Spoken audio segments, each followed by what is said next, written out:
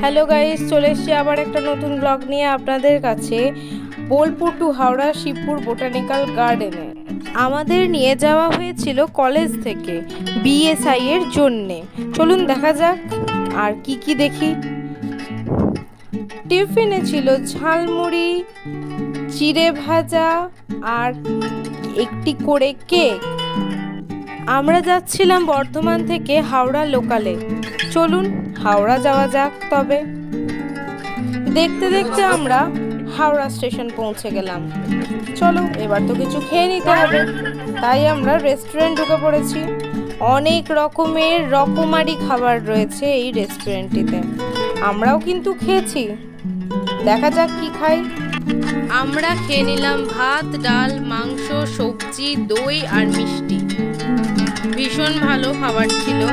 চলো খাওয়া হয়ে গেল, তবে বেরিয়ে পড়ি। এবার বেরিয়ে গেলাম রীতিমতন হাওড়া স্টেশন থেকে। এবার বাইরে এসে স্যাররা কথা বলছিলেন কোথায় কিভাবে ট্যাক্সি নেওয়া যায়। তো অ্যাট লাস্ট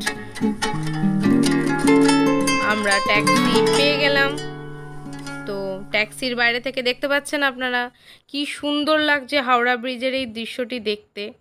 খুবই সুন্দর, মনোরম, শান্ত পরিবেশ ছিল এখানে।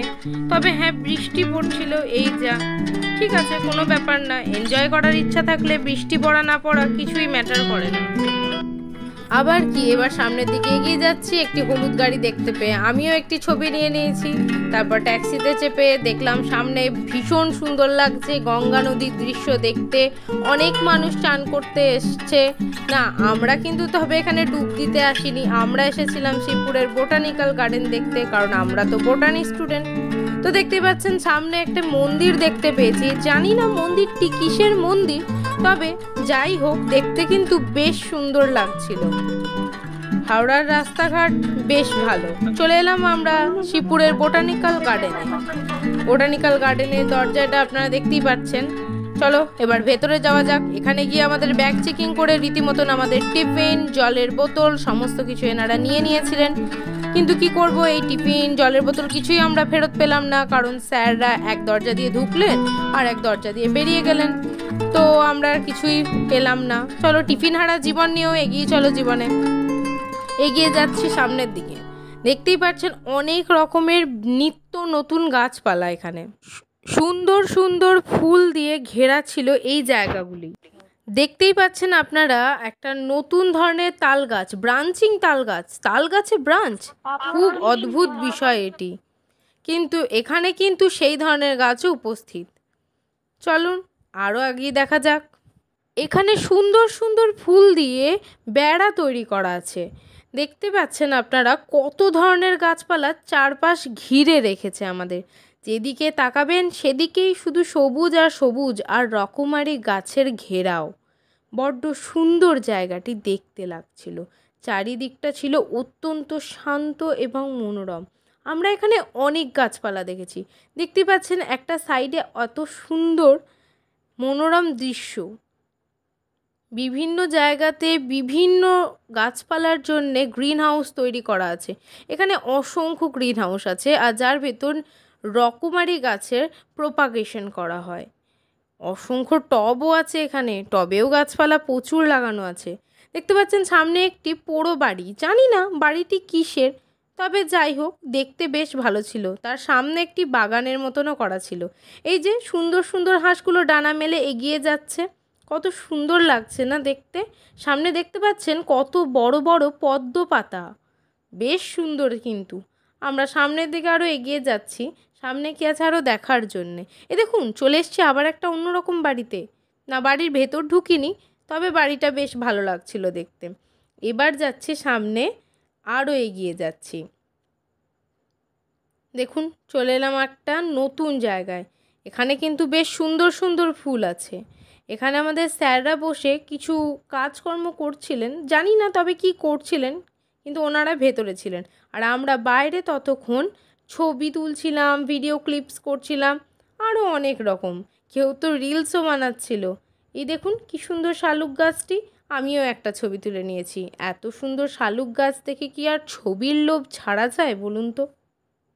আমরা এই জায়গাটি বিভিন্নভাবে ঘুরে ঘুরে দেখছিলাম। অনেক রকমের গাছপালা দেখতে পেয়েছি কিন্তু আমরা এখানে বিভিন্ন অর্নামেন্টাল প্ল্যান্টস, আর রইল বাকি শালুক ফুলটি। এখান থেকে তো চোখ সরাতেই পারছিলাম না আমরা স্টুডেন্টরা কেউ, এত সুন্দর রং। আর এখানে ফাঁক পেতে আমিও একটা ভিডিও ক্লিপ নিয়ে নিয়েছি আমার। চলুন আগিয়ে যাই আরও দিকে। আমাদের স্যাররা কিন্তু যথেষ্ট বকছেন, কারণ আমরা তো ছবি তুলতে ভিডিও করতে অনেকটাই ব্যস্ত হয়ে গেছি, তো ওনাদের সঙ্গটা ঠিক পেয়ে উঠছিলাম না। যাই হোক, এখানে একজন রিসার্চার আমাদের বিভিন্ন গাছপালা দেখালেন। দেখতে পাচ্ছেন সামনে অনেকগুলো গ্রিন হাউস। এই গ্রিন হাউসগুলোতে অনেক রকমের প্ল্যান্টস রয়েছে। এগুলো আমরা অবশ্যই দেখেছি, সব জায়গায় তো আর ভিডিও করা যায় না। এই যে সামনেই দেখতে পাচ্ছেন এখানে অর্কিড প্রোপাগেশন করা হয়। অর্কিডের বিভিন্ন গাছপালা রয়েছে, এখানে প্রোপাগেশন করা হচ্ছে। এখানে গাছের কাণ্ডের কিছু অংশকেও এনারা বাদ দেননি। দেখতে পাচ্ছেন আপনারা সামনে গাছের কাণ্ডের কিছু অংশতেও ওনারা প্রোপাগেশন চালিয়ে যাচ্ছেন। কিছু জায়গায় দেখছেন ছত্রাক পড়ে গেছে, সেই জায়গার ওপর দিয়েও কিন্তু বেশ ভালোই অর্কিডগুলি তৈরি হচ্ছে। দেখছেন সামনে অনেক রকম প্রসেসে বিভিন্ন ধরনের অর্কিড প্রোপাগেশন করা হচ্ছে। এই যে এখানেও একটি গাছ দেখতে পেয়ে আমরা কিন্তু সমস্ত স্টুডেন্টরাই বেশ ভালোই ছবি ভিডিও এগুলো করতে লেগেছি। তাতে কিন্তু স্যাররা যথেষ্ট বকেছেন যে তোমরা যদি এরকম করো তাহলে তো আমাদের সঙ্গ হারিয়ে যাবে। চলুন তবে আরও সামনের দিকে যাওয়া যাক। দেখতেই পাচ্ছেন এখানে একটি গাছ রয়েছে যেগুলি সুন্দরবনে ম্যানগ্রোভ জাতীয় গাছের যেরকম শ্বাসমূল দেখা যায় সেরকমই দেখতে, কিন্তু সেটি কিন্তু শ্বাসমূল নয়, ওটি একটি জিমনোস্পার্ম গাছ। এখানে কাঁচা হরিতকি দেখে সেটারও আমরা ভিডিও ক্লিপ নিয়েছি। পদ্ম পুকুর রয়েছে, রয়েছে সুন্দর গোলাপের সুন্দর বাগান। অসংখ্য রঙের গোলাপ রয়েছে এই স্থানটিতে, যেমন গোলাপি, লাল, সাদা, হলুদ, এমনকি সবুজ রঙের গোলাপের আধিক্যও দেখা গেছে এখানে। আমিও কিন্তু বেশ কটি ছবি এখানে তুলে নিয়েছি। দেখতেই পাচ্ছেন সামনে অনেক রকমের ফুল দেখছেন, যেমন হলুদ রঙের গোলাপ, সাদা রঙের গোলাপ, এরপর দেখুন সবুজ রঙের গোলাপ। এ গোলাপ আমাদের এখানে খুব কমই দেখা যায়, তবে মোটামুটি এখানে আমি যা ফুলের ছবি দেখেছি তাই তুলে ফেলেছি। এত এত সুন্দর ফুলের ছবি কি আর ছেড়ে দেওয়া যায়? দেখতেই পাচ্ছেন কত ফুল এখানে, রং বেরঙের ফুলের মেলার মতন। এখানে এত সুন্দর গোলাপের বাগান আমি প্রথমবারই দেখলাম। বড্ড সুন্দর এগুলি দেখতে।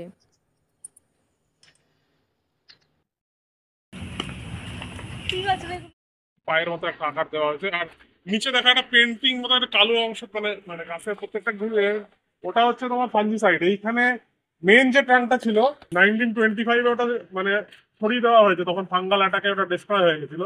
এই এতগুলি বটগাছ কিন্তু একটি মাত্র গাছ থেকেই হয়েছে, আর এগুলি হয়েছে একটি বটগাছের যে ঝুড়িগুলি নামে সেই ঝুড়িগুলি থেকে এই এত গাছের জন্ম হয়েছে। এখানে এই গাছগুলিকে বেশ ভালোভাবে সংরক্ষণ করা হয়েছে। এই গাছের অনেক জায়গাতেই এনারা ফাঙ্গিসাইড দিয়েছে যাতে গাছগুলি কোনো ফাঙ্গাস অ্যাটাক না হয়। এখানকার গাছে লাইকেনেরও দেখা গেছে। এখানকার লাইকেন কিন্তু ভীষণ হেলদি, কারণ এখানকার পরিবেশ খুব হেলদি। এরপরেই চলে এলাম আমরা হার্বেরিয়াম দেখবার জন্যে। আমরা স্টুডেন্টস বোটানির, তাই আমাদের অনেক জায়গাতে এরকম অ্যালাউ ছিল যেখানে কমন পাবলিকদের অ্যালাউ হয় না। তারপর আমরা চলে এলাম এখানে অডিটোরিয়ামে। এখানে আমাদের হার্বেরিয়াম সম্পর্কে অনেক ধরনের শিক্ষা প্রদান করছিলেন একজন মহিলা। উনি আমাদের হার্বেরিয়াম সম্পর্কে অনেক কিছু বোঝালেন। উনি আমাদের বোঝালেন যেভাবে লাইব্রেরিতে আমরা বই সংরক্ষণ করি সেভাবে হার্বেরিয়ামে গাছ সংরক্ষণ করা হয়, গাছের বিভিন্ন স্পেসিমেন। এভাবে আমরা হার্বেরিয়াম সম্পর্কে অনেক কিছু জানতে পারি। So is everyone comfortable in English, or should I speak in Bangla or English, Bangla, Hindi, whatever? এখানে বসে বসে আমরা অনেক কিছুই শিখলাম। এখানে দেখতে পাচ্ছেন আপনারা আমাদের রেসপেক্টেড টিচার এবং তাদের সাথে একজন বিখ্যাত সায়েন্টিস্ট রয়েছে। ইনি আমাদের হার্বেরিয়ামের অনেক ধরনের বিষয় বুঝিয়ে দিলেন। এরপর আমরা হার্বেরিয়াম থেকে রীতিমতন বেরিয়ে চলে এলাম। এরপর ধীরে ধীরে আমরা বোটানিক্যাল গার্ডেন থেকে সামনের দিকে এগিয়ে যাচ্ছি বেরিয়ে আসার জন্য। এরপর দেখতে দেখতে আমরা ট্যাক্সিও পেয়ে গেলাম। ট্যাক্সিতে করে আবার রীতিমতন হাওড়া স্টেশনে আসার জন্য প্রস্তুতি নিলাম। দেখতে দেখতে হাওড়া স্টেশনেও চলে এলাম। এরপর আমাকে ম্যাম এবং রেসপেক্টেড টিচাররা আমাকে একটু ট্রেনে বসিয়ে দিলেন এবং সেই ট্রেনে করে আমি ডিরেক্ট বাড়ি চলে এলাম। Please subscribe my channel.